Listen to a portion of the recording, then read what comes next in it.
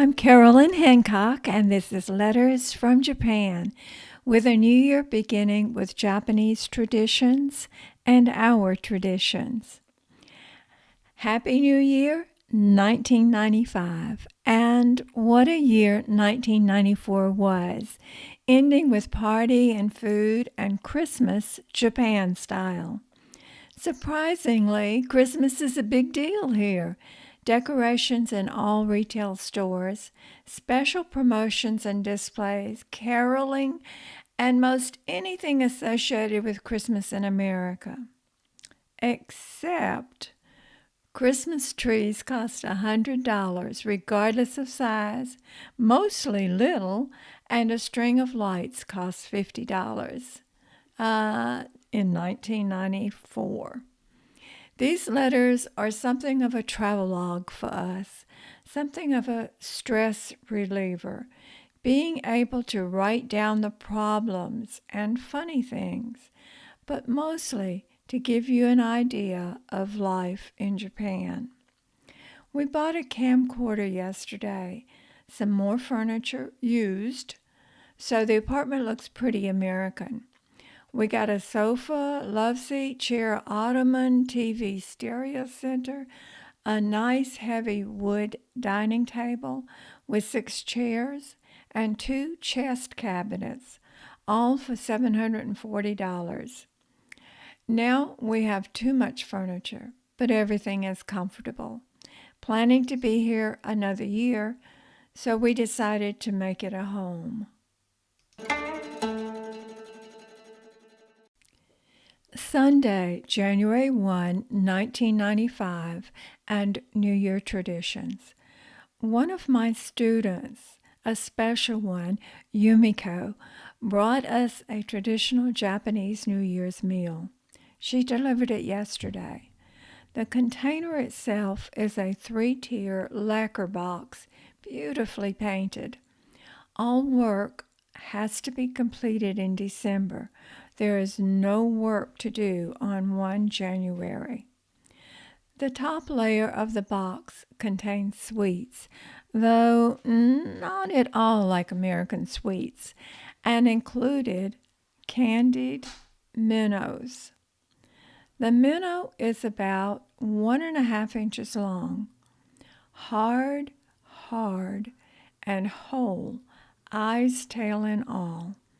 Bill insisted I eat one, and he recorded it. So I did it, but I don't like it.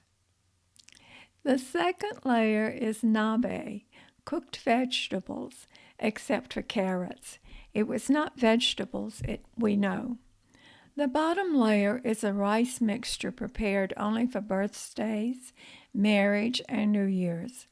Another eating experience, all eaten cold with chopsticks, together from the box like the old-fashioned way of a girl and boy with straws in a milkshake. With many thanks to Yumiko for sharing this tradition with us. Tuesday, January 3, 1995. Bill's co-worker had a birthday on the last day of the year, so we invited Jim and his wife Linda out to dinner at Samba in Maikau, a short walk away from the apartment. Samba is Brazilian theme, but one of the few closest to American-type food around. The price is 1980 yen for all you can eat, no choice menu. The waiters place rice and salad on the table. Then various waiters start coming by the table, each waiter carrying a large skewer of meat and a large knife. The meats have been cooked barbecue style over open flame, crusty on the outside. One skewer waiter slides a handful of chicken wings on your plate. Another, a bundle of teriyaki-flavored beef cubes. Another comes by with a roast-sized beef, which he begins to slice. Before he finishes the slice, the closest person places a knife under and a fork over to grab the beef slice, placing some on each plate. But the piece de resistance is chicken hearts. Some little hearts of chicken which no one except Debbie seems to like. Debbie being our dog. Sometime during this wonderful eating, the waiters change hats, go to their very small stage, and become a South American music act. The atmosphere and food makes for a very enjoyable evening. We asked Jim and Linda to come back to our house for coffee and dessert, but preceded by the tale of the unfortunate outcome of the birthday cake I had baked for Jim on Saturday. It was a new recipe. The cake looked beautiful in the oven. I was a proud lady. I went back 5 minutes later to take it out and found a disaster. The cake had caved in, leaving a thick crust everywhere it touched the pan. The inside looked like a thick baked pudding, and it all had a terrible taste. $15 worth of ingredients into the garbage. It's happy birthday to Carolyn on Wednesday, January 4, 1995. Bill suggested last night that he take me to Yesterday's for breakfast.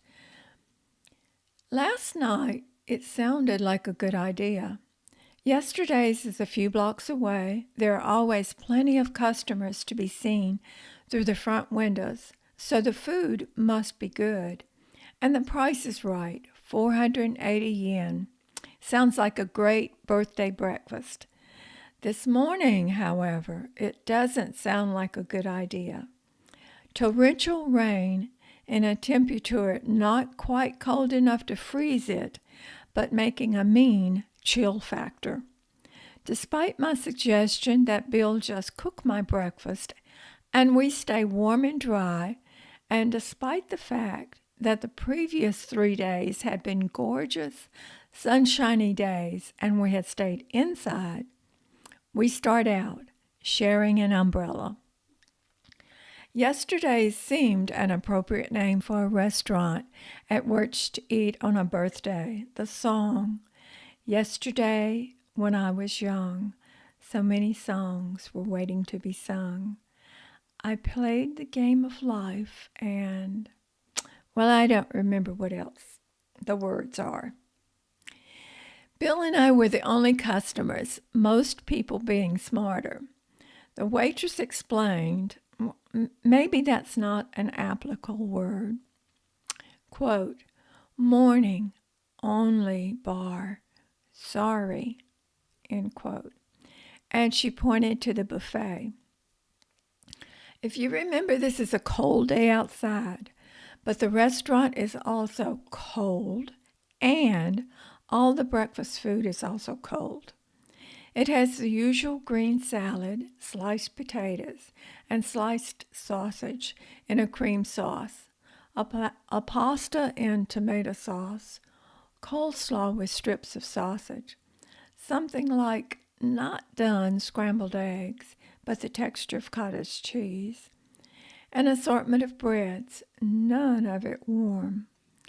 This is, however, one of the few places in Japan where you can refill your juice, Coke, coffee, tea. After about 30 minutes of eating, giggling, and shivering, the waitress came over and said, "Soup," and pointed. Ah, but there is one hot thing. It really was a fun breakfast, but beware if Bill wants to take you out for breakfast on a rainy day. Next, out in the rain, down the street to the department store to buy a present. In 5 floors, the only thing I could find was a lap cover for TV watching, warm and soft.